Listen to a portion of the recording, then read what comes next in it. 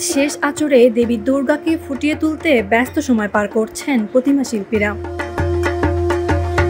শারদীয় দুর্গাপূজাকে সামনে রেখে শাহজাদপুরের মন্দিরগুলোতে এখন সাজসজ্জার ধুম। রং তুলিতে ফুটিয়ে তোলা হচ্ছে দেবী দুর্গা, লক্ষ্মী, গণেশ, কার্তিক, সরস্বতী সহ পৌরাণিক দৃশ্যপট। দিন যতই ঘনিয়ে আসছে, মন্দিরে মন্দিরে বাড়ছে সাজসজ্জার কাজ। নাওয়া খাওয়া ভুলে প্রত্যেক শিল্পী 4 থেকে 6টি করে প্রতিমা তৈরি করেছেন। মজুরি নিচ্ছেন 30,000 থেকে 1 লাখ টাকা পর্যন্ত। তবে উচ্চ দ্রব্যমূল্যের বাজারে আয় না বাড়ায় আক্ষেপ তাদের। এবার প্রতিমা বানাচ্ছে 6টা। কাজের মান ভালো আছে, কাজের চাহিদাও আছে, প্রতিমার দাম আছে মোটামুটি ভালোই আছে, রঙের দাম বাড়তি আছে। পরিশ্রমিক হিসেবে কেনাকাটা করার পর কিছু থাকে না, তারপরেও করা হয়, মানে বংশ পরম্পরা। এই জন্য আয়োজকরা বলছেন, সম্প্রীতির আবহে এবছরও অনাড়ম্বরভাবে উদযাপিত হবে দুর্গা উৎসব। স্থানীয় প্রশাসন, পিওনো সাহেব এবং ওসি সাহেবের মিটিং হয়েছে।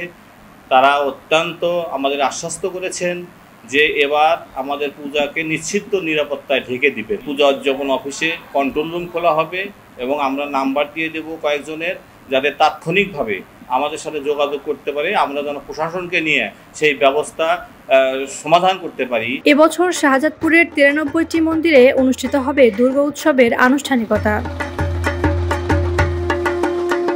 নুপুর কুমার রায়ের তথ্য ও ছবিতে সিরাজগঞ্জ টাইমস, শাহজাদপুর।